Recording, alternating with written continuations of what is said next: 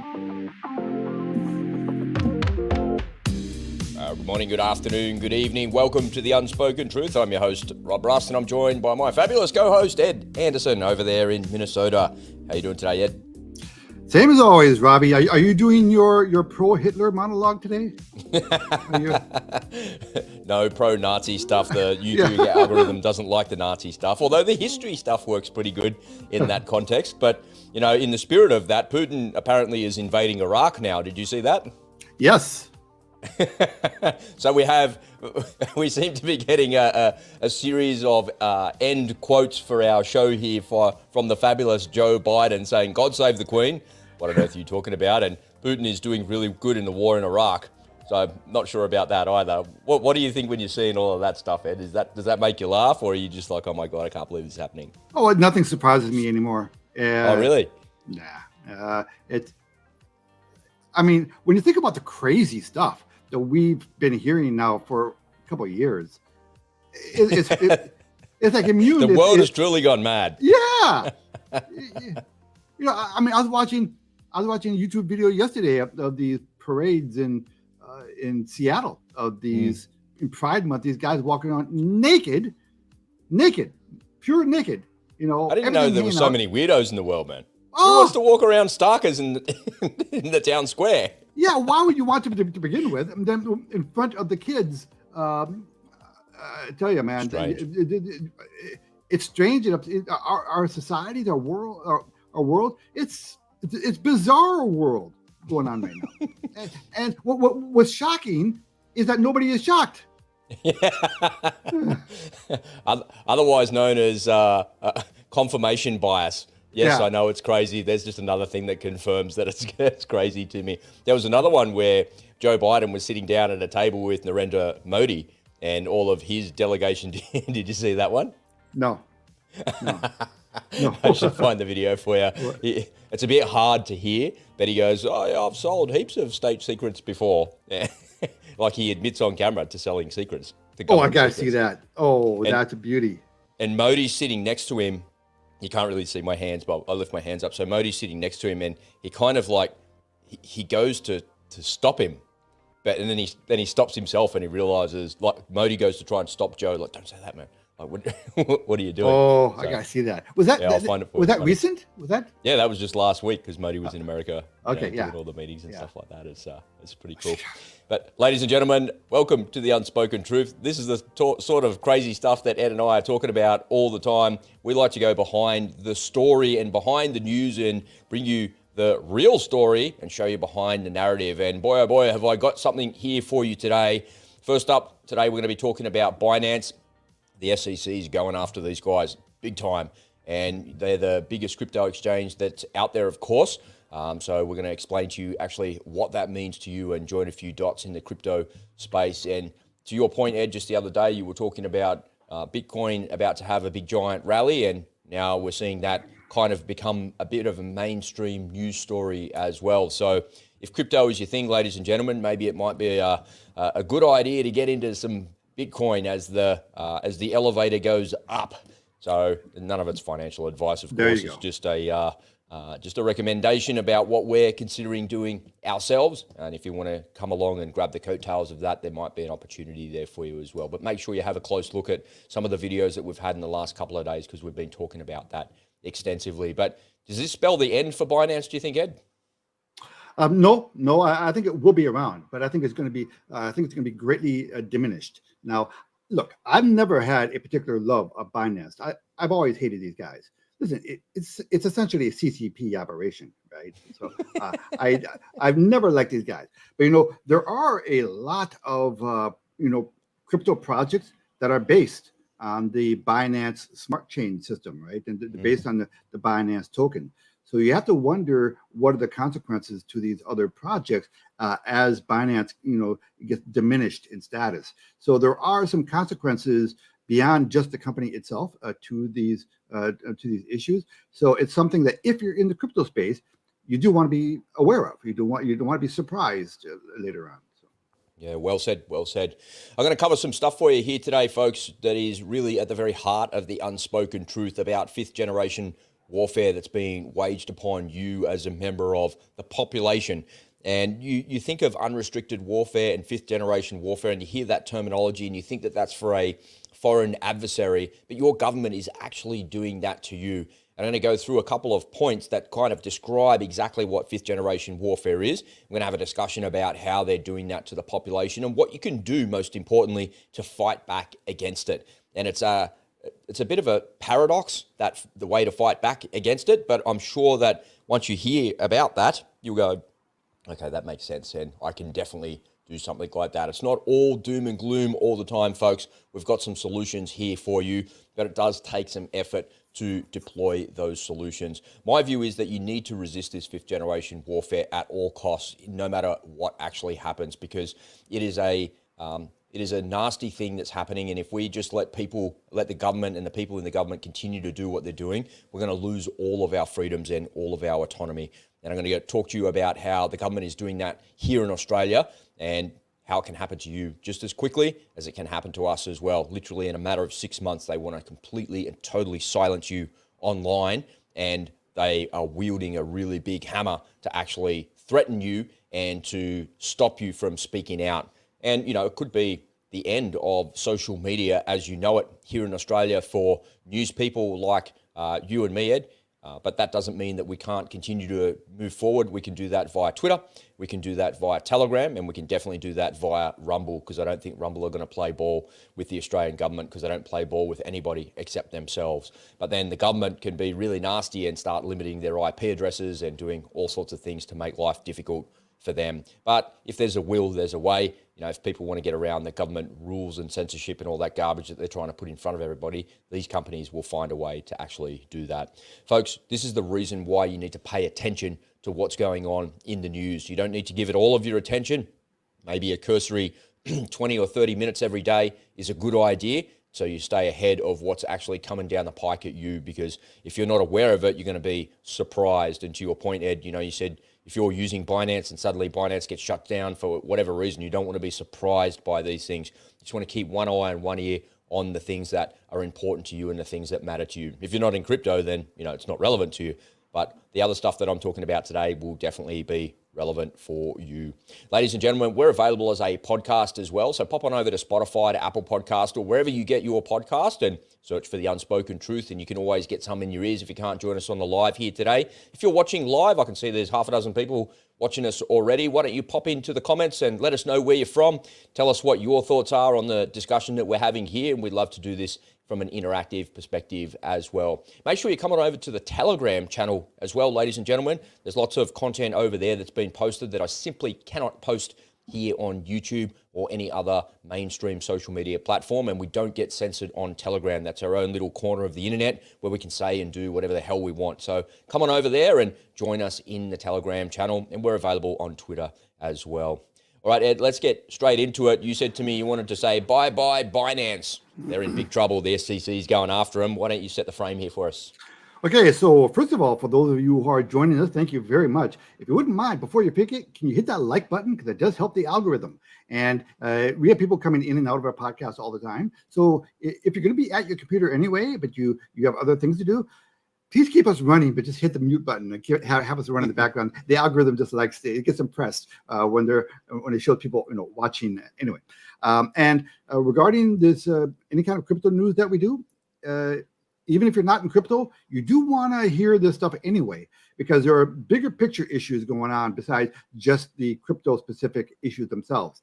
Namely related to totalitarianism that's being brought to a neighborhood near you.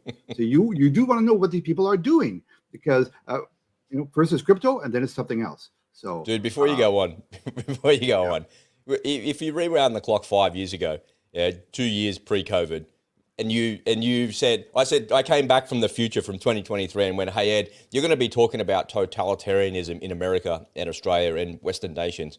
You'd be like, what are you talking about, mate? It's a really strange upside down world we're in right now. Yes, it is bizarre world. And we had a quick message here. So hello, who is that? Who's joining us? What's going on here? Okay. Reconditioning. New Zealand. People from New Zealand living in Melbourne, watching from Spain. Right? Excellent. Boy, Great all right, so, thanks so much. Okay, so I'm gonna get through my report, and then I had some really interesting facts right after the report. So it's only like 3 minutes long, so hang in there. Okay, so the war on the crypto space continues, and the newest victim is Binance. So let's talk about it.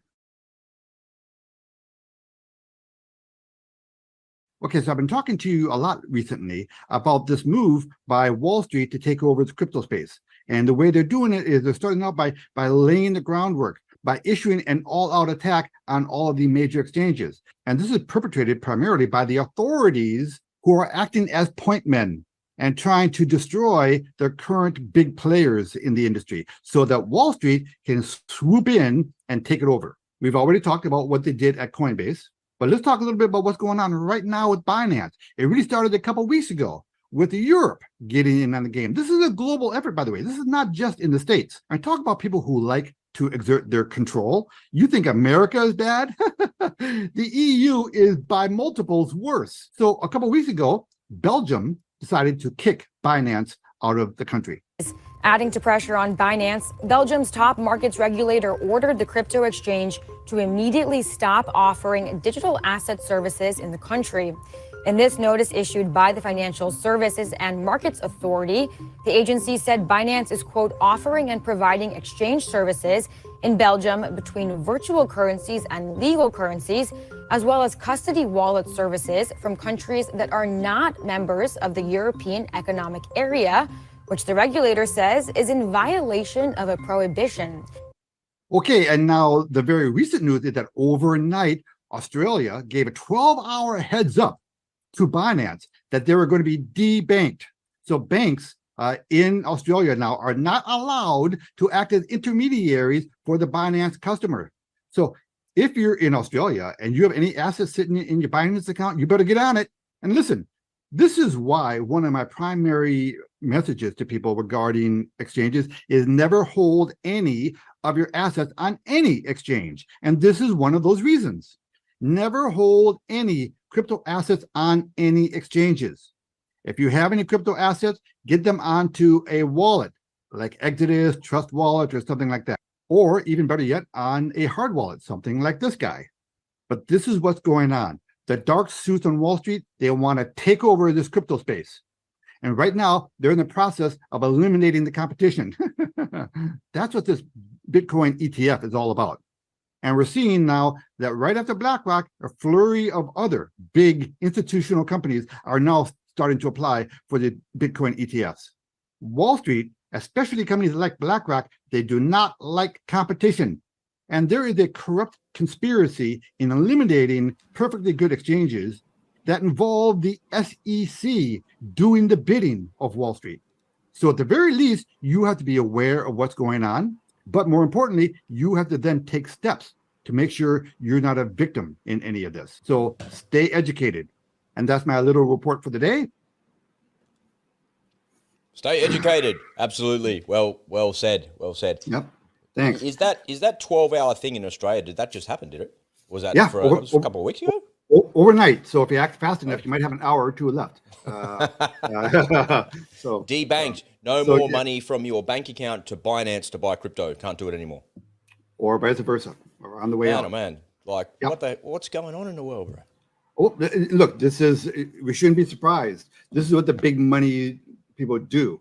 We talked to you yesterday about, if you're a well-heeled investor or money manager, you want to take a large position in an asset, the last thing you do is go out and start buying it. The first thing you do is, look, this is old school, right? This is shorting it. This is what they do. The first thing, you short it, you spread rumors about it, you drive the price down, and then you go in and scoop it up. And that's what's been going on. And this is all orchestrated. All this stuff about the Bitcoin ETF being announced now, it's not a coincidence. This has all been happening.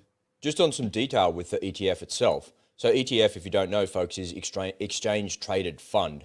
So is the ETF itself, are they going to be holding the underlying asset itself? So if you bought it from your stockbroker X and they have a Bitcoin ETF, do they hold the underlying asset there? Like, yes. How is it? What's the detail? Have you seen? Yeah. So these will be what's called spot ETFs, right? Okay. Based on the spot price. Right. rather than futures, right? So they will buy the underlying product. Now, what you're doing is you're buying shares. It's like a mutual fund, right? You're buying shares of that fund. So you don't actually own the BTF. You're buying a product that is reflected in the Bitcoin. You're not actually buying the Bitcoin. You're buying a product that reflects the movement in Bitcoin. Otherwise known as a piece of paper.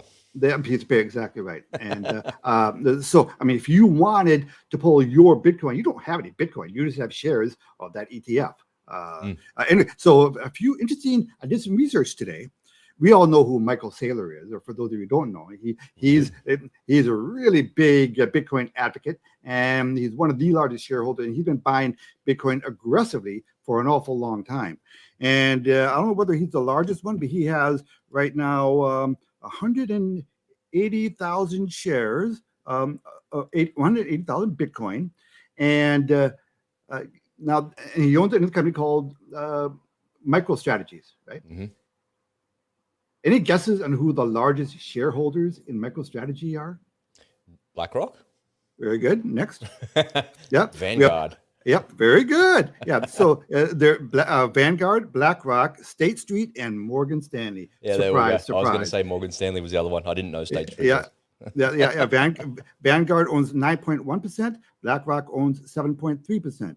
And just like 2 days ago, Michael Saylor posted a tweet saying that he had just bought an additional 12,000 Bitcoin at an average price of $28,000 per. And he now owns over 140,000 Bitcoin. So BlackRock was not waiting for the ETF to be approved. They essentially own Bitcoin right now through MicroStrategies. Yeah, they're getting into that into those companies there to actually they're shaping that battlefield there. Yep. So, folks, there's the description that I put in this YouTube video is in relation to the SEC and the SEC saying to Binance what they can and can't do. And so what they're doing is they're alleging that Binance operated, so in the US behind the scenes, publicly claiming that it was a separate entity for US investors. The complainant also states that Binance engaged in an unregistered offer and sale of its own crypto assets, and that Zhao, so the owner of Binance, is liable for Binance and BAM trading representative. So what they're claiming with the SEC, it's like all gibberish, gobbledygook stuff when you look at it. They're claiming that they broke a bunch of rules, and they've charged them with 13 different things. There's 13 charges that have been filed against them. So it's a pretty serious allegation, and it's a pretty serious shakedown that the SEC are actually doing. So my question then, Ed, is if the ETF is coming, but the ETF is not the underlying asset, it's the paper asset that sits over the top of it, as a mutual fund would be, exactly the way you described, then where are these companies going to buy their Bitcoin from? Well, there will be exchanges left out there, right? And do you think Coinbase will be? I think Coinbase is going to survive, because I think they are going to end up being puppets of this whole scheme. If you want to continue to exist, then you've got to play by our rules. Yep. Here's the rules, play by the rules. Otherwise, you bye-bye. Yeah, and from Coinbase, they're actually sitting pretty. If they are, the chosen one of the group, the anointed party, they're going to have a monopoly on an awful lot of. If just 1% of institutional money actually flows into the space, and Coinbase is deemed, the gatekeeper for acquisition of these coins, they're going to make a lot of money. Okay, so I'll tell you, the Bitcoin, I don't know whether they're in on this, but just days before, the SEC had sued Coinbase. Okay. No, well, that's why I'm wondering. But equally, Coinbase have been shouting from the rooftops for a little while, like, regulate us, tell us what you want us to do, because we don't know what we're doing wrong, and you're not giving us the rules or the boundaries. So how do we know what we can't? You keep fining us for things we don't know that we're breaking the rules about. That's right. Imagine if you were playing a game and the rules kept changing on you in the middle of the game. That's what the SEC is doing. They charge you for. They've never given these companies a clear roadmap on what are the rules. Where are the guideposts? They say, well, we'll worry about that later. Right now, we're just going to sue you at will partly because we want a lot of money out of you. And that's the shakedown. That's the shakedown, right? And so this is a shakedown operation. And that's, do you know where the money goes for those shakedown operations? I actually have not done research on that. Well, ostensibly they say for ongoing operations of the company, of the Actually, no. So, ladies and gentlemen, here's a bit of unspoken truth for you. You may have heard me talk about this audio book, The Puppeteers by Jason Chavez. So he was a congressman in the US government. So The Puppeteers kind of explains to you the A team and the B team. So if I'm the new congressman for X state, and I go into the bureaucracy and I want to go and talk to the congressman for Y state, typically what would happen is I go in the front door to go and speak to the person Y. I'll call them X and Y, talk to Y.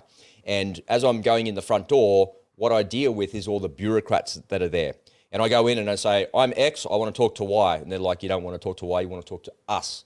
And you're like, but you're the B team. Why do I want to talk to the B team? And the joke of the deep state and the insiders there is, well, the B team has been here before you, will be here while you're here, and will be here after you're gone. So the B team, or the deep state, or the bureaucracy, are the ones that actually make all of the decisions. And some smartass in the Obama government came out many years ago and said, look, there's a huge amount of money to be found in the American population, and particularly in American business. So instead of trying to pass legislation through Congress because we don't own the House and we can't get the money released from Congress, it won't work, what we're going to do is create these shakedown operations, and we're going to enforce these laws against these companies that are not playing ball.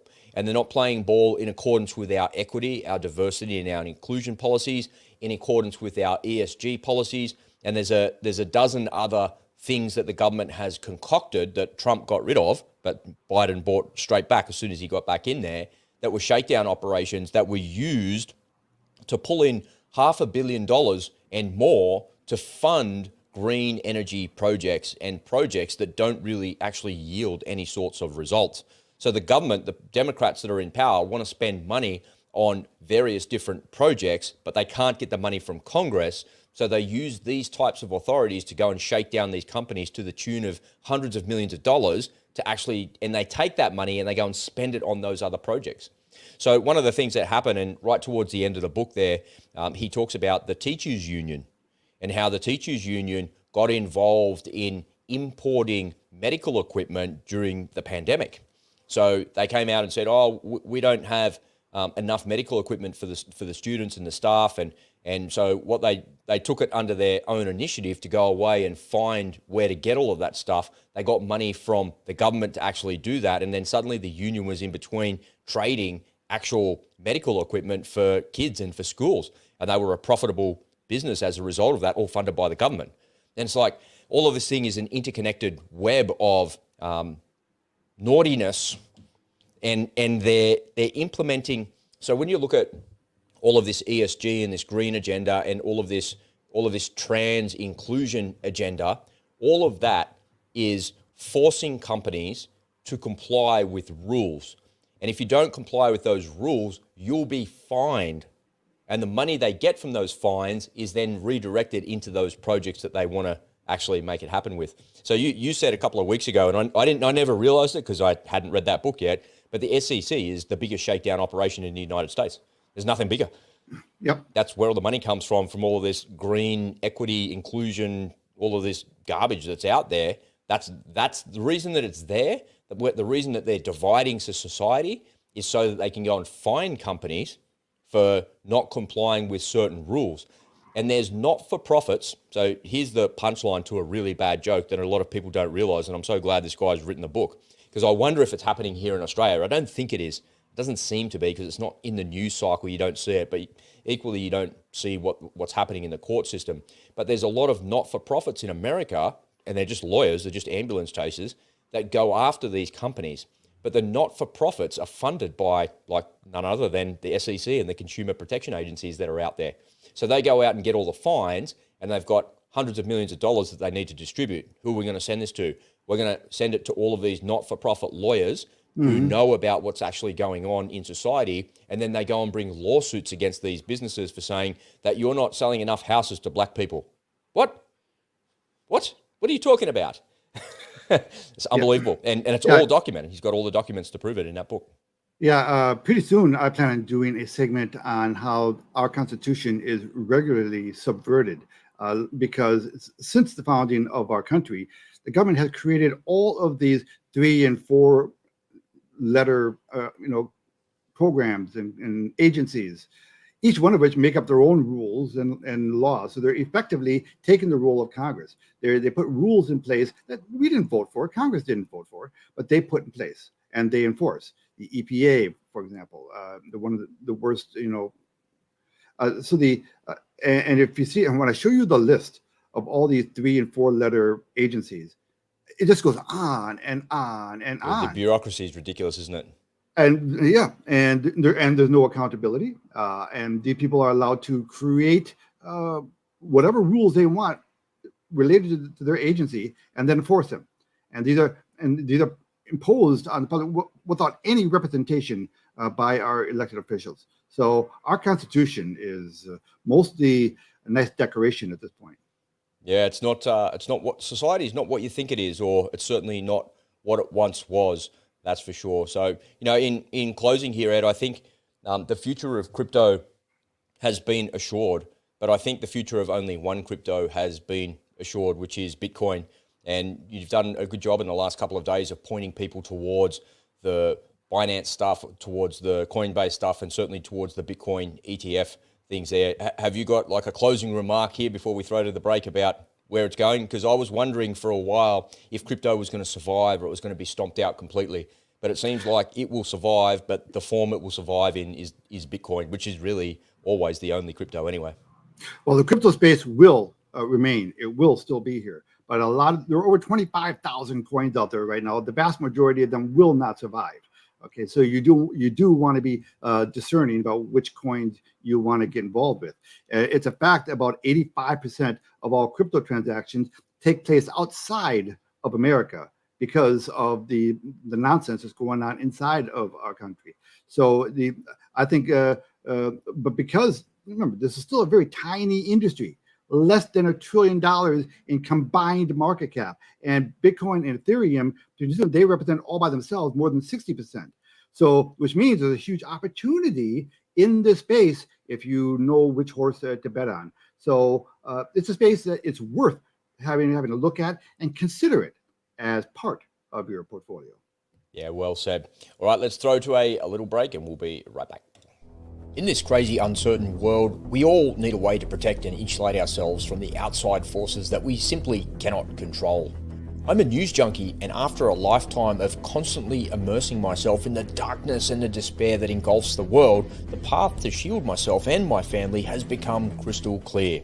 I want to invite you to come and join me in the Unspoken Truth community, where I'll show you how I protect my family from this crazy world.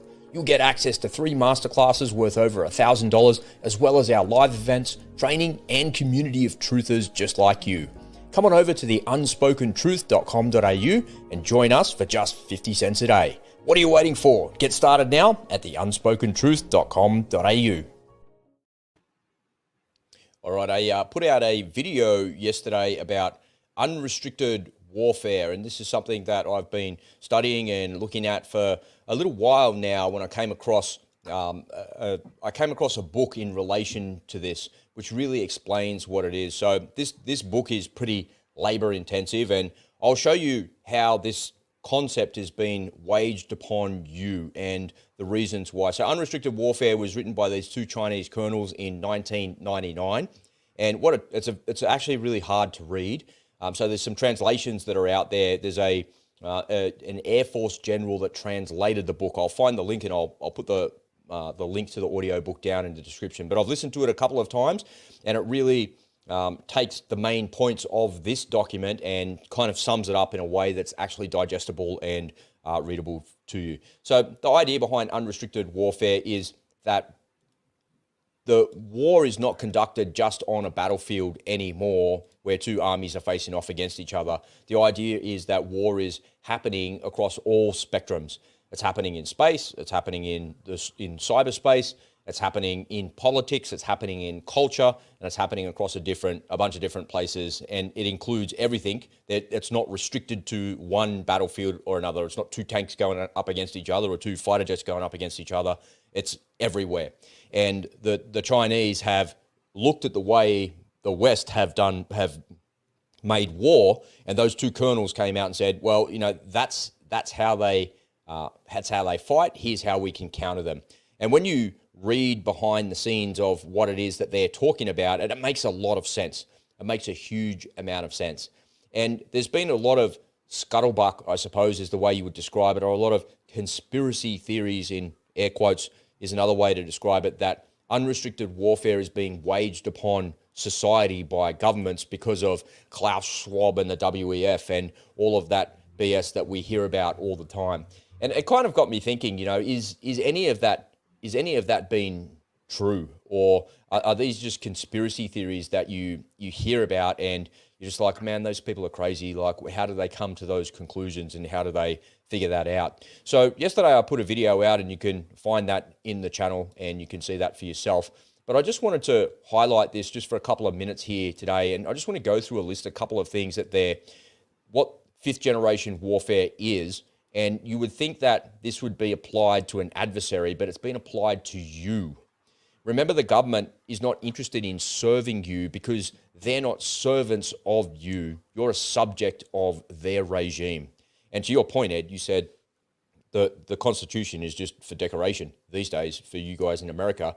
And here in Australia, the same is true as well. They're trying to insert race into our Constitution. And so I might start with that, in actual fact, where one of the tools that government uses in fifth generation warfare against its own population, and I know how this sounds, folks. I know this sounds like crazy. Like, the government's not waging war on the population, is it? Yeah, it is. But the war is not happening in a physical sense where they're shooting and they're trying to blow you up. The war is happening in between your ears. It's happening in your mind. And it's a war for your attention, it's a war for your opinion, and it's a war for your ideas. So let's start with the political warfare that they actually are creating. So in all countries, so let's focus on Australia because I'm an Aussie and I know this market really well, but we can also use some American examples for you there as well, Ed. So they use political warfare. So the definition of that is the state could undermine political stability, influence elections, or even stage coups to consolidate power. So that's the definition of how they use political warfare in fifth generation warfare. So fifth generation warfare and unrestricted warfare, the Chinese version of it, it's kind of interchangeable stuff and it's the same sort of thing. So when you think about, is your government undermining political stability in your country? Yes, absolutely. The division that you have in America is greater than any time in history. And I think we would all agree and recognize that. It doesn't matter what side of politics that you rest on. Do they influence elections? I don't know. Do you think your government influences elections there, Ed? Was it rigged? Was it fake? Yes. Yeah. It's hard to know, right? But when you look at it from the outside, I think the same is true here as well. How did we have a lockdown in Victoria for 2 years and then the person that locked everyone down for 2 years and completely destroyed the economy and created massive debt, the biggest debt in Australia, get re-elected? How did he get re-elected? Well. Listen. For one thing, we now know that there has been a censorship operation going on. By third parties who were contracted by our government, so that they have plausible deniability, right? So they hire outside sources to go out and censor us. So that related not just to this worldwide flu we had, but any topic that goes against the popular government back. Well, let's stick with political warfare here because that's the definition. The definition is the state could undermine political stability. So they were attempting to use fake counterintelligence operations to undermine the election between Trump and Biden. And they did that successfully because it influenced the election, because they suppressed all the Hunter Biden laptop stuff. They created a fake Russia hoax. The whole thing was fake. So that's fifth generation warfare. It also affected the entire Trump presidency. Yep. Okay, during the entire time, they were bogged down. They were over this Russia hoax. So they succeeded. It was successful. So I'm going to go to the next one now, and I'm not doing these in any particular order because there's 1, 2, 3, 4, 5, 6, 7, 8 of them. So, or 9 of them actually. The next one I'll go to is societal division. So remember, this is unrestricted warfare being waged upon you in the population, and it's a fight for your opinions, and the end state that they want is for you to agree with the government. They want you to do this, and they're dividing the country because they want you to agree with them, and they want you to be coerced into whatever it is that they're actually trying to do. So societal division. Governments can exploit and deepen societal divisions to create conflicts within the population, weakening collective opposition. Now, you guys saw that at a massive, massive scale with Black Lives Matter. We're seeing that at a giant, enormous scale globally with this trans garbage that's out there. That never existed 3 or 4 years ago. It didn't exist pre-COVID. It only existed just in the last couple of years, really. And here in Australia, we have the biggest societal division that we've ever had, with the government trying to enact a thing called the Voice to Parliament, where they're trying to write race back into our constitution, which is the rule book to govern this country. And they're dividing society. And the Prime Minister came out and said, this is not going to divide Australia. This is going to bring Australia together. But if it's a 50-50 vote, nothing could be more divisive than a 50-50 vote. Half the people want it, half the people don't want it. Isn't that divided? If it's bringing people together, wouldn't it be 90% of people want it and only 10% of people don't want it? It doesn't really make any sense what he's saying. And the rhetoric is now the government's blaming the media.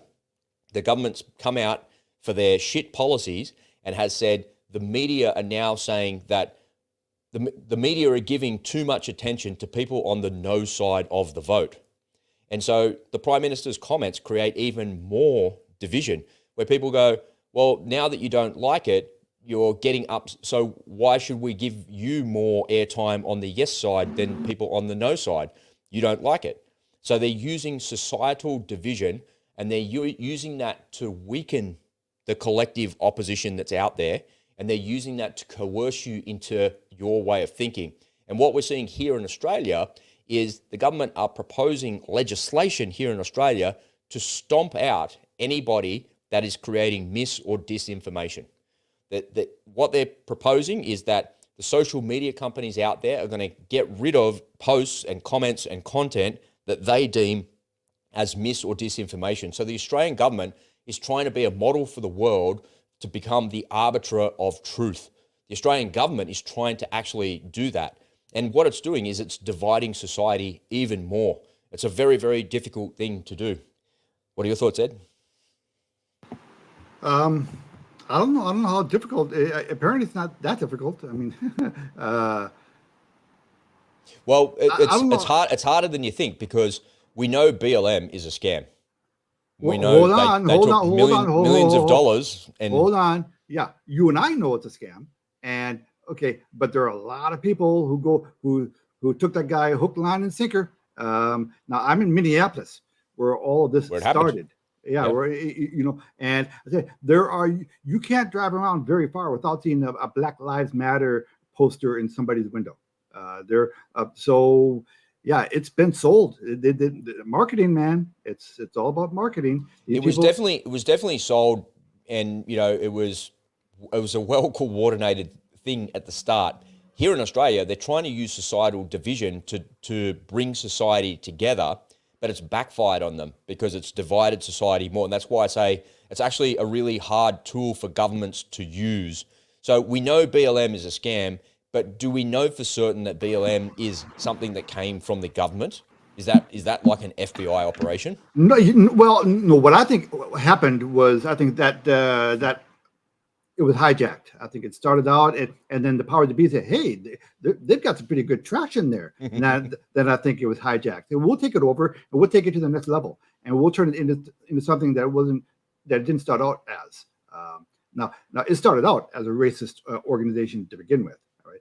But then the powers that be, they knew how to package it, how to market it, and so that the victims are given preferred status. So these are really good jujitsu masters here in all of these spaces, and they get people, and essentially they tell people, if you don't agree with this, you're a bad person. You are shameful. You are a racist. And nobody wants to be called a racist, and nobody wants to be called shameful. Do you remember that little period of time there when there was YouTube video after YouTube video showing white people kneeling in front of a random black person, apologizing? Did you ever see any of those? No, I can't say I did, but I did see there was a school in Victoria that the kids had to apologize for being white or something. I don't know. Yeah, no, do a YouTube search. It was a thing there for several months where you see a random white woman on the street kneeling, and the black guy is instructing her to get on her knees and apologize for being racist. And she would. She'd get on her knees. And she'd go, I'm so sorry for the sins of my fathers. That kind of thing. It's including celebrities doing that. Really? Oh, yeah. I didn't know that. I didn't know it had gone to that level, that far. Yeah, this is, listen, these brainwashing efforts, they can be pretty damn effective, pretty damn sophisticated. And people have been, indoctrinated for generations now. And they've been taught to be very sensitive. Everyone knows who the aggrieved parties are. If you're a black or if you're an Indian, pretty much anybody outside of a straight white male. Everybody. But nobody today perpetrated any of those crimes, man. I get that those things happen. I get, here in Australia with this stupid voice to parliament thing that they've got going on, there's a bunch of people all complaining that there was some woman on ABC, so the national broadcaster, paid for to the tune of $1 billion a year, paid for by the government, came along and said that genocide was perpetrated on Aboriginals and is continuing to be perpetrated. I'm like, what genocide is being committed on people today? No, there's no genocide in Australia. What on earth are you talking about? You're using hyperbole, you're using like alarmist language to create division. Because if people are just hearing that in a cursory glance, they go, what, is there a genocide? Is there? What are they doing? What happened? But then she's unable to back any of that up, and it's creating more division. When you look at the definition, it says the government will use societal division, and they're using fifth-generation warfare to weaken the collective opposition. Do you think that actually is successful, using societal division to weaken? Sure. A few weeks ago, we did a segment on this reparations project, out of California and nationally, where, we are supposed to pay every black person in California X number of dollars because of what happened 200 years ago. And most people in California have no ancestors who were ever slaves, and this is the attitude. This is the attitude that's been promulgated, and children have been taught that this is normal. That this is this, and if you don't agree with this, you're a bad person. So you get people when they're young and impressionable, and they have no sense of critical thinking yet, and that's when you can mold minds. So this is a result of generational really bad parenting and a really bad school system. There's no critical thinking anymore. It's all groupthink. Everyone wants to get along, right? In order to get along, you have to, cower to the powers to be. This is how communism succeeds, right? All right, I'm going to group the next two together here for us. This has happened a lot here in Australia in the last 12 months. In fact, I would say to you, the most time in history that this has happened is in the last 12 months. And so fifth generation warfare that the government can use is cyber warfare using non-state actors. So cyber warfare, of course, is what it says. It's against infrastructure and it creates crises, and they can blame external parties, external enemies for this actually happening. Now, just about every large major institution here in Australia has been hacked in the last 12 months. Telstra was hacked, the largest telco here in Australia. Medibank was hacked, the largest health provider here in Australia. Medicare was hacked as well. There's been Optus is the second largest telco here in Australia that was hacked as well. So if you're an Australian customer of something here, you've had your stuff hacked. I had one the other day, which was for Latitude Finance. So I've got a credit card or something like that I don't even use for Latitude Finance, and Latitude Finance were hacked. And so what they do is they come out and they say these companies were hacked, but that's actually technically incorrect. You were hacked.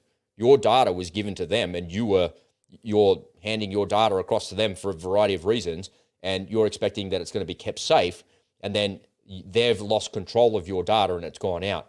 But cyber warfare has been used against Australia extensively in the last couple of months. In the last 12 months, it's been huge. And in the United States, that's happening on an hourly basis, on a minute-by-minute basis. If you listen to the FBI fellows who look after that cyber warfare division, they're like, oh man, we have to open a new case every day about something that's happened. And, it's the PLA or it's North Korea or it's the Russians or something like that that's happening.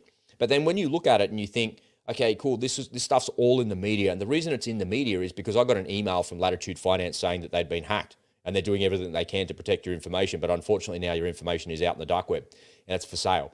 And Medicare have sent that. Telstra have sent that. All of these companies have sent that, and that's how it's got to the media, because somebody that's received that email works in the media and goes, hey, we've just been hacked. Did you know about this? But then I look at it and I think, I wonder if all of that is just a ruse. I wonder if all of that is just a ruse to get you to get all of your digital ID to the government. Look, nothing is safe over there. If we have all of your information and everything over here, we're going to build the technical infrastructure. So when you go to Latitude Finance, you just show them your government ID and they're like, yeah, that's legit. And they don't hold any of your details. We'll hold all of your details for you. So this is how they're moving you and inching you closer and closer and closer to a digital ID, where there's nothing that you can do about it, because if you want to do business with Latitude Finance, with Telstra, with Medibank, with Medicare, or whoever you're doing business with, in order to do that, you have to have government ID. And we're doing this because we know that those companies are vulnerable and the government will keep you safe. We're going to be responsible for everything. We'll take responsibility for it. We've got the assets and the resources. Nobody can hack us. That's never going to happen. But the government's been hacked many times before, and that's publicly available. It's publicly known information. But I wonder if all of that is part of fifth generation warfare to edge us closer to that digital ID. What do you think, Ed? I'm from the government and I'm here to help. Said nobody ever. Yeah. Said no IRS agent or ATO agent ever. Well, they say that all the time, but when you hear that, you run for the hills.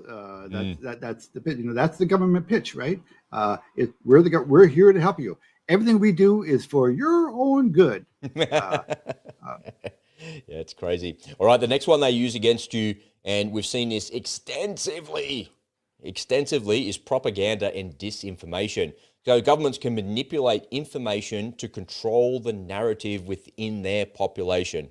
So I could cite maybe 100 examples in the last 12 months of that actually happening here in Australia, but I don't really need to cite any of it. What I need to do is just tell you and remind you about what I was talking about before. They're passing legislation to stamp.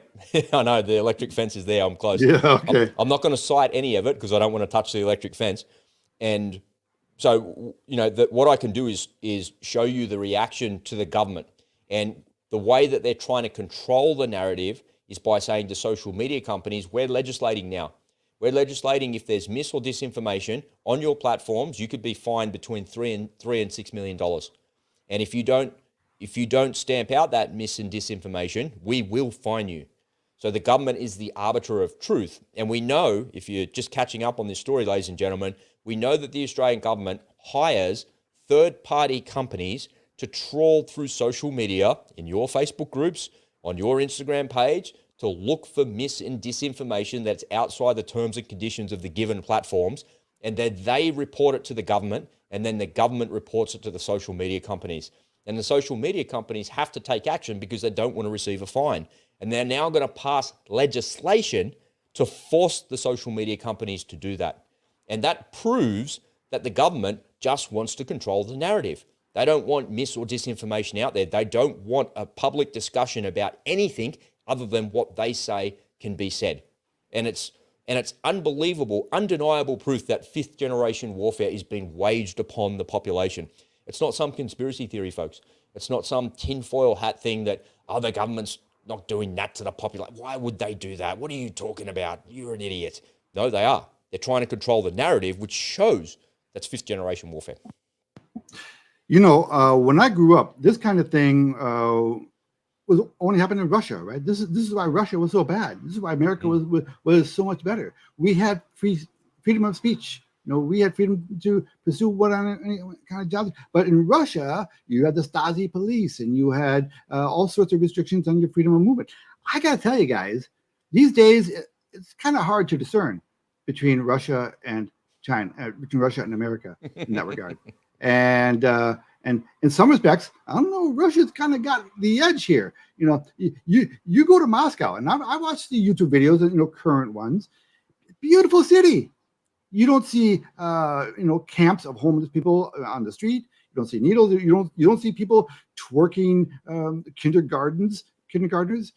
So there is something to be said for the other side. Now, I'm not a Putin fan or anything. I'm just saying, before we start getting on our high horse and starting to flex our moral superiority, let's take a close look at ourselves first.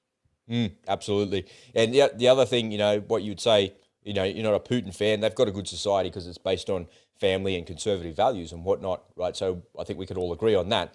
And many European societies still have that. Indian society has that.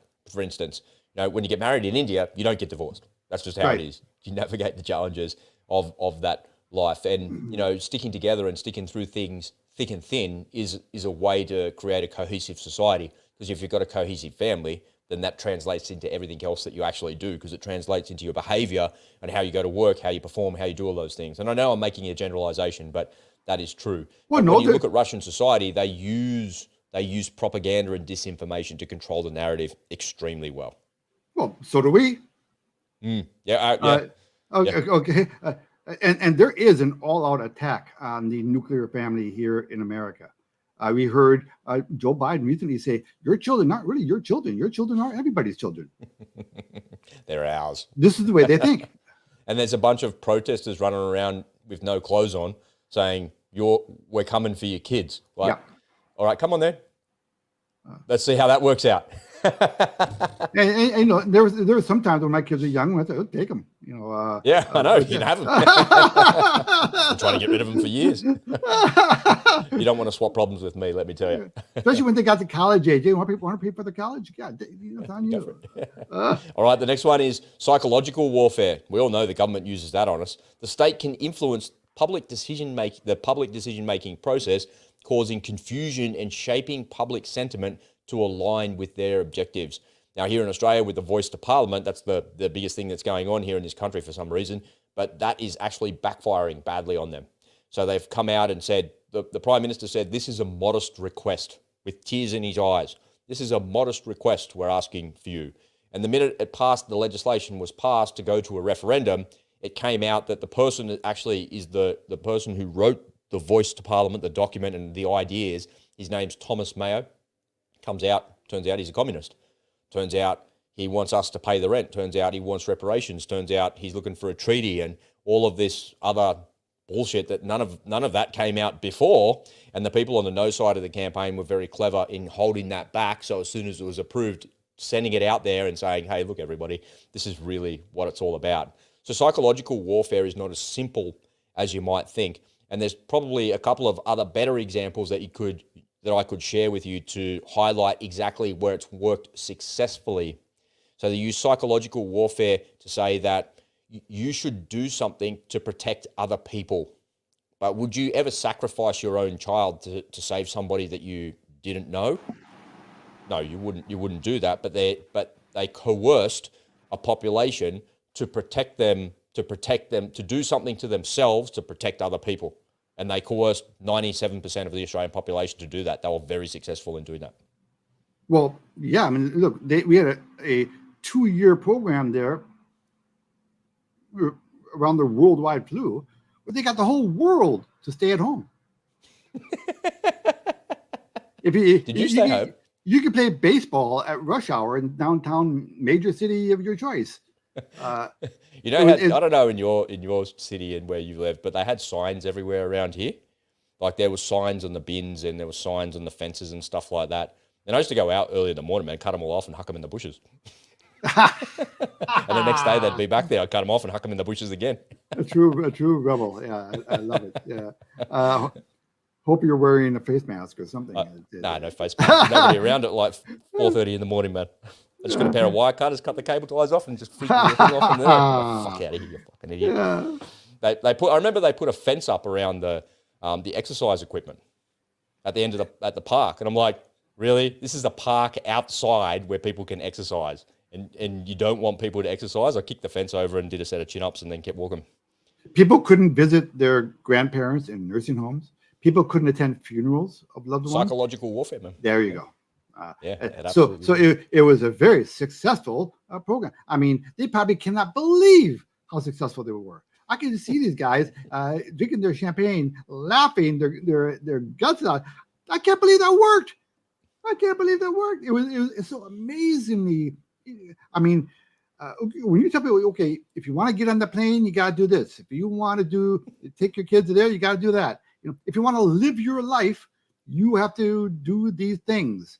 Psychological warfare, right? If you want to live your life, if you want life to go back to normal, then you must do what I tell you to do. They're coercing you into that. My missus lost her job because of it. She lost her job because of coercion. And I'm like, don't do that. Like, it's up to you what you do with your body and your autonomy and your life. And she's like, no, I'm not doing that either. And I'd sooner lose my job than actually be coerced into that. And then after she lost her job, literally 3 months later, they relaxed the rules and she could have stayed there after all. Like, what? It's an absolutely bonkers time in history. All right, I got two more, and I'll close it out here for us. So the next one is bio-warfare. So the government might use against an adversary or against its own population, they might use real or simulated biological threats to justify certain actions like restrictions or personal freedoms. Now, forget about what happened for the last 3 years. Just forget about that for a sec. Just delete that from your consciousness if you can, because I certainly want to. What we keep seeing is legislation and rules and the World Health Organization and every government in the world agreeing to the WHO's rules about what's going to happen in the next pandemic. Well, what makes you think there's going to be another pandemic? Why would there hadn't been one since? Why are you saying that? Why is there going to be another one? Oh, we have to be more prepared. What, you weren't prepared last time? Now you're more prepared? So they're consistently bringing this to the very front of the news cycle to remind you that there's going to be another pandemic. And they keep saying that. They keep saying that there's going to be another one. And it's like, well, why would you keep saying that? Like, life has gone back to normal after the one that was, well, they're using psychological warfare on us.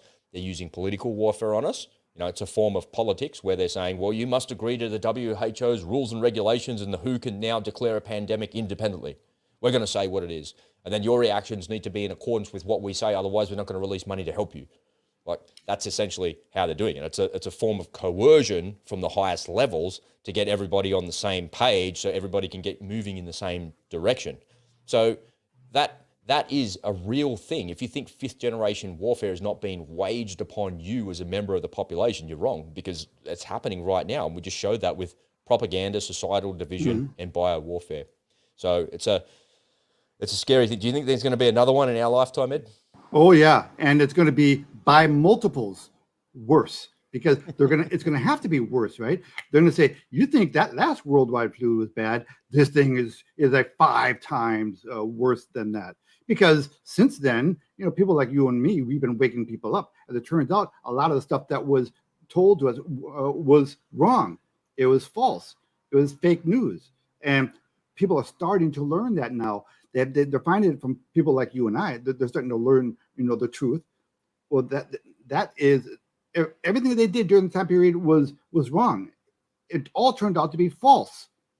Okay, so no one's accountable, right? No one's accountable for the mis or disinformation that That's right. mainstream media put out there. But the government is now trying to pass legislation to say that you can't say this mis or disinformation. That's right. So the problem that we had is the vast majority of what was processed out there as mis and disinformation was perpetrated by politicians.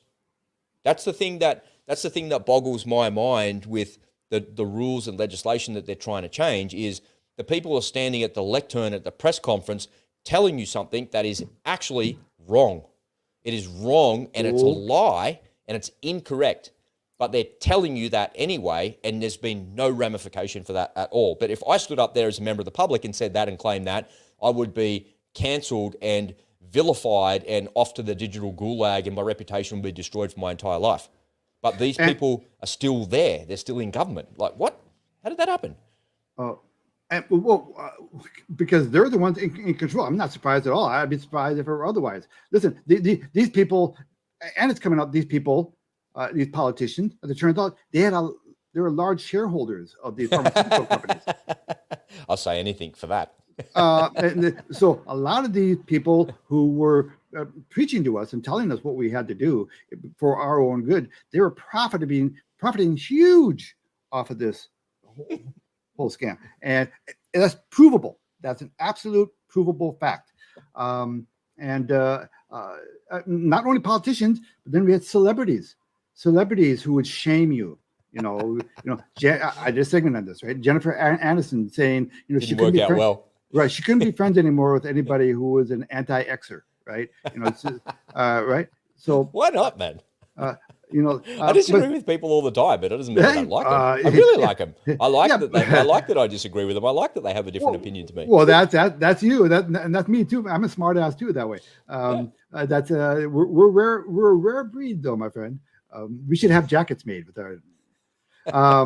There's one thing that I find really funny, and it's these anti-Xers that you call them out there. There's a lot of flat earthers out there as well, and there seems to be a lot of flat earthers in my ecosystem for some reason.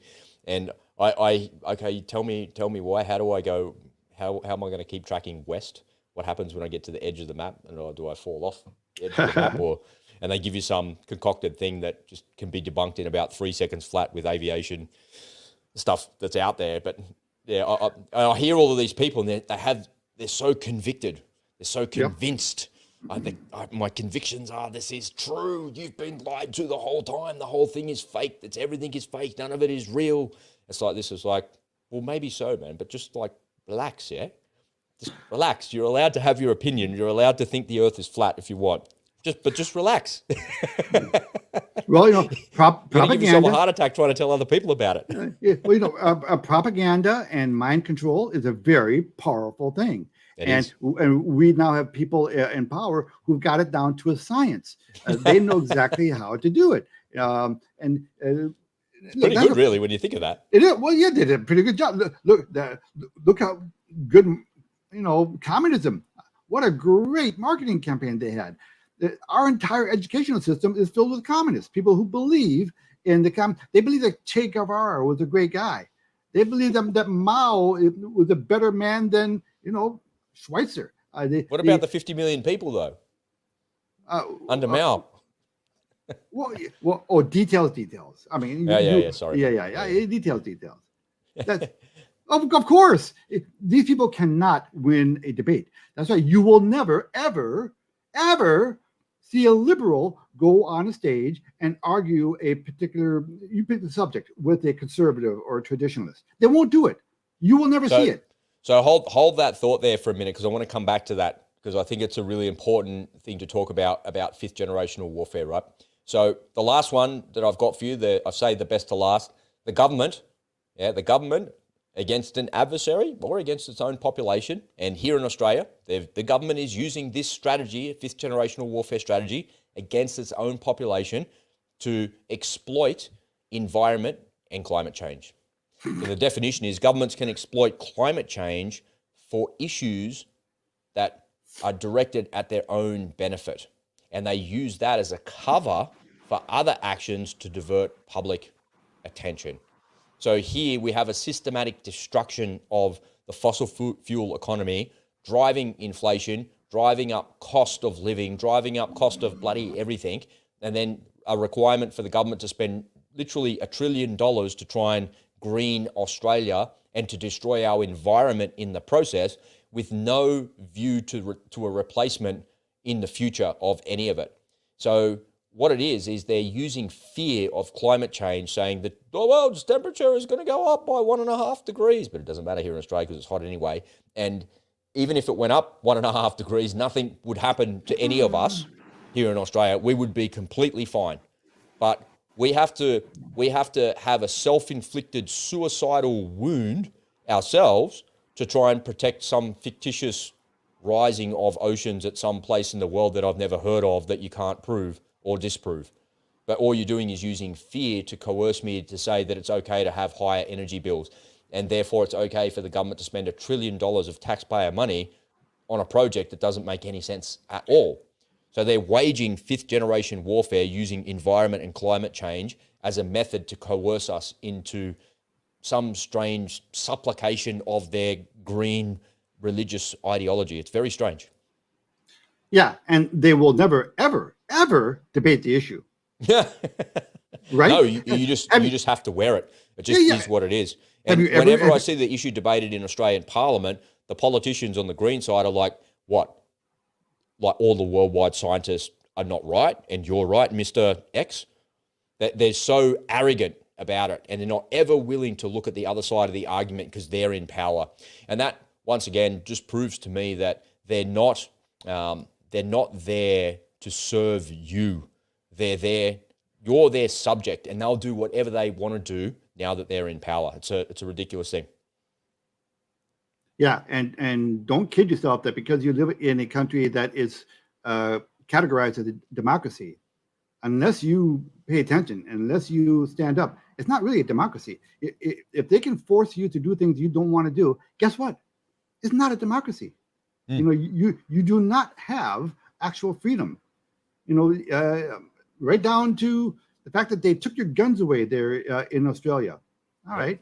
Look, whether you're pro-gun or not, the idea that they can coerce you into giving up your guns, okay, that's a form of totalitarianism. They're taking psychological warfare being waged on you. That's what I said. It's been waged on you for a very long time. You know, there'd never been a mass shooting in Australia at the scale of Port Arthur before that had happened. And there hasn't been one since. You know, I think what's a mass shooting categorized? More than 3 or 4 people or something like that. And I'm not sure if that had happened. I could be incorrect in my statistics there, but it certainly wasn't something that was prevalent in Australian society up until Port Arthur. And then one thing happened and the government coerced everybody to hand over their guns and to change all of the laws to say that this is never going to happen again. And in some ways, I can kind of understand that. People just don't want that to happen again. But does that mean you have to give up your guns and change all the laws and the rights and things like that? Well, according to the government, yes. And you know, when you look at the nefarious things that are behind all of that, you know, if people are armed to the teeth, then we've got all the guns. You know, the government is maybe not going to be as brazen and as bold as they actually are. Maybe something else can be said for that as well. I don't know. That's a bit of a conspiracy theory. I don't really know. Well, what's the first thing that a dictator does? It takes control of the media. He disarms the public, and then disarms everybody, yeah. And he takes control of the media to tell everybody that, hey, I'm a good guy, hand over your guns, everything's okay. That's how they disarm you. Yeah, that's a real thing, isn't it? Yeah. So it's out of the dictator playbook 101. I've got it here in my drawer. We read it every day. You know, just in case. I've got. So what I want to say to all of this is, don't buy into any of it. It's a trap. This fifth generation warfare that they're deploying onto population, and when I say they, I mean governments, Western governments all around the world are applying fifth generation warfare to their population. Just look at what happened in Canada. In Canada, there was a bunch of trucks driving around beeping their horns, and the government didn't like it, so they seized their bank accounts. They threatened to take away their pets. They put people in jail and took their livelihoods away, and they're just blue-collar workers minding their own business, and they just didn't want to have to do something that the government told them to do. It's just really as simple as that. So my view is that this game has been rigged right from the very start. And I said this in my little monologue video yesterday, that fifth generation warfare has been waged on populations forever. It's not a real thing. It's how the government coerce populations into getting what it is that they want and to getting controversial issues and legislation passed through the parliament to change the laws of the land. Fifth generation warfare has been around for a very long time, but it's only come to the surface and become more apparent in modern times because of social media and certainly because of what happened in the last couple of years. Now you can see it being waged upon you. If you think that you're not at war, you are completely wrong. And just in 20 minutes, we've shown you here that in every aspect of fifth generation warfare, it is being applied to you as a member of Western society. It doesn't matter what country you're in. You don't have to be in Australia or America. You could be in Holland, you could be in New Zealand, you could be in the UK. The same things are being applied in those locations. So my view is that the only way to get out of this, and the only way to not have the government apply fifth generation tactics to you, is to simply not play that game. Because if you play that game, and what I mean by that is, this is not about resisting the government or not following the rules or not being a law-abiding citizen. It's not about anything like that, and I don't mean it like that. I mean, they're playing a game with you, but the game is rigged, and it's rigged in their favor, and they're going to win every single time. And the way they win is they've just simply got more resources than you. So the only solution to playing a rigged game is simply not to play the game. If I was sat down to play a board game with you, Ed, if I was going to play Battleship with you, and I could see in the mirror behind you exactly where you'd placed your battleships, and I could then make the calls to sink your entire fleet, and you didn't know about that, you'd be like, well, how does he know all this? How is he so good at that? But then the minute you found out that I was doing that, you'd be like, I'm not playing Battleship with you ever again, you dickhead. You know, it's a silly example, but why would we play a game with government that we can't win? It's rigged. So simply don't play the game. That's the way that you fight back against all of this garbage. Is you're a human being that lives in a complicated society, and you can't decouple yourself from society. It's literally impossible to do that. You can't do that. But what you can do is not allow the government to apply psychological warfare to you. Don't listen to their misinformation, their disinformation, their propaganda. Ignore everything that they say in relation to your medical autonomy. It's your body, it's not theirs. You can ignore everything that they say about climate change, because you can make a decision for yourself about whether or not that's real or it is. You can ignore everything that they talk about in politics. So whatever divisive issues they're talking about, whatever they're trying to raise, you can simply just ignore all of it. And the solution to not being subjected to this fifth generation warfare is just simply not to play the game. And the way not to play the game is to be completely self-sufficient and not reliant on the government for anything. It's a very simple solution. It's a very obvious solution. Because if I didn't need the government for anything at all in my life, other than the absolute necessities, I need to drive on the road there, yeah?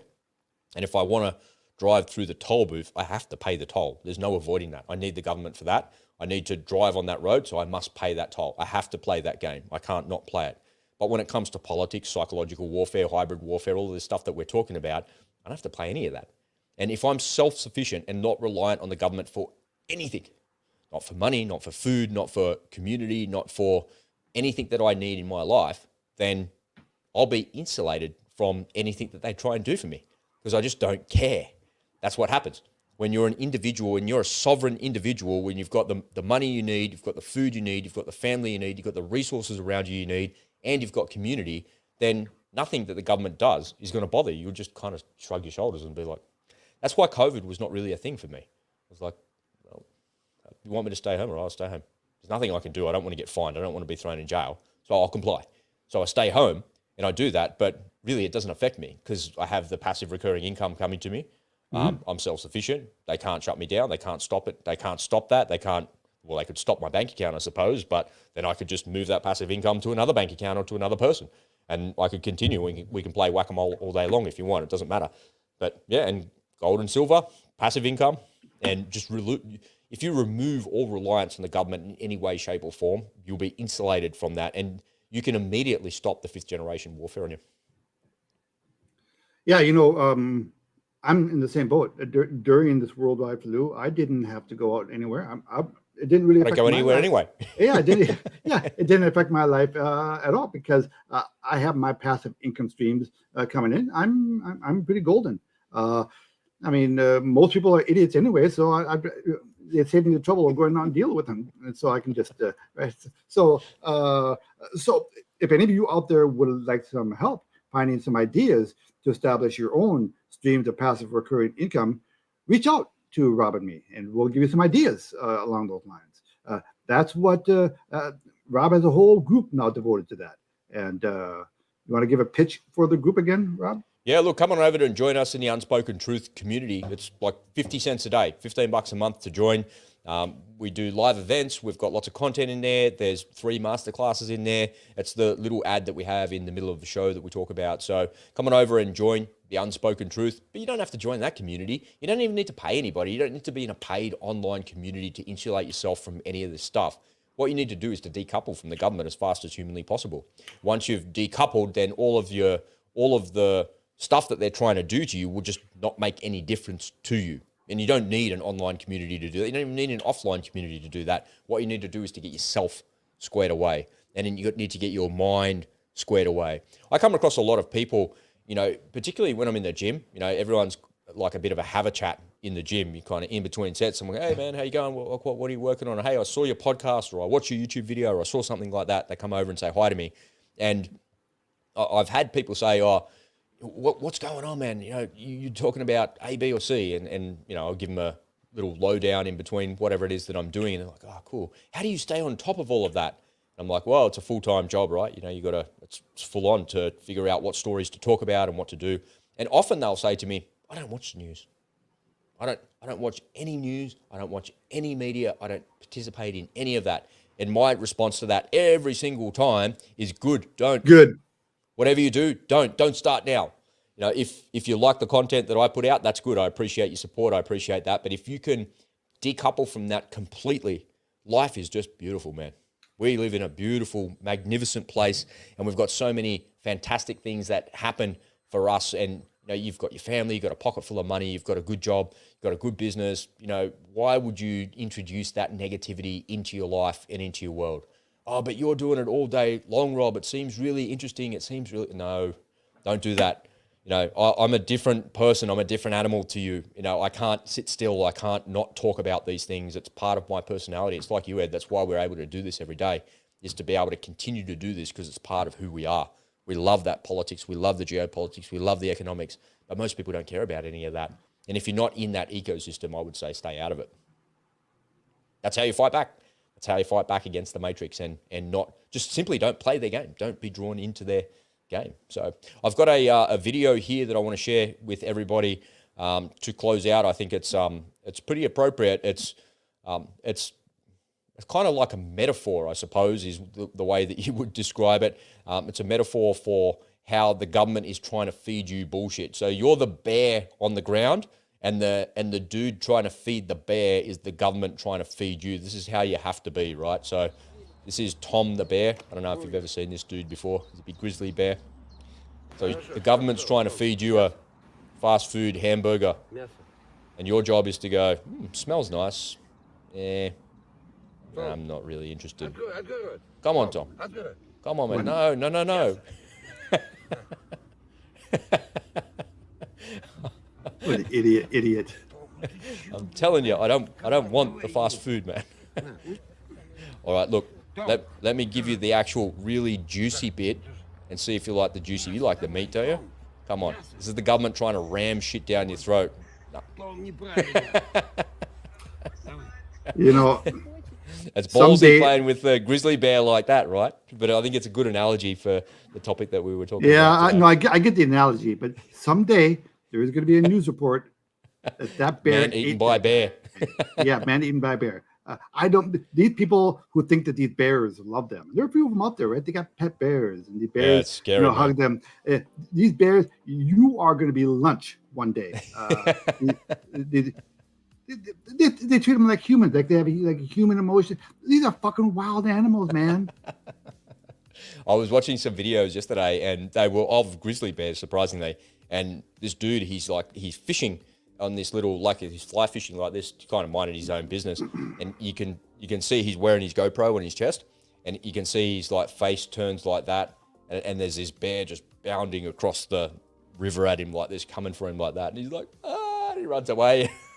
It's like, man, that thing's gonna tear you to shreds. He got away. Fuck. A little bit of friendly advice. You see a bear in the wild, you slowly go the other way. And then Is there bears in Minnesota? Oh yeah, we have bears in Minnesota, but we don't have grizzlies. They're mostly black bears. They're not as vicious as grizzlies. Up north. No, grizzlies are the man eaters. They're the psychopaths of the bear group. Well, the psychopath of the bear group wasn't having any government bullshit then, which I really liked. I thought that was good. Yeah, stay tuned on that. I think you want that guy to eat to get fat so he has a bigger meal himself. Yeah, maybe. All right, ladies and gentlemen, thank you so much for joining us live. Thanks for your comments. We really appreciate your support. Don't forget to come on over and follow us as a podcast, and make sure you click on the link down below to join the Telegram channel. I've got a new quote here for today as we close out the show. It's a Joe Biden quote. That's maybe how we should close out the show. I'm going to Google Joe Biden gaffes and quotes so we can have a laugh towards the end of the show. Joe Biden came out and said, Putin's doing really well in the war in Iraq. And maybe we could say, God save the Queen. All right, let's get out of here. Have you got any final thoughts, Ed, before we close it out, mate? Yeah, I got one. I got a little quote. So, a salary is a drug that your employer gives you to give up in your dreams. Yeah, I love it. That is very, very true. God save the Queen. See you, mate. See you tomorrow. Bye.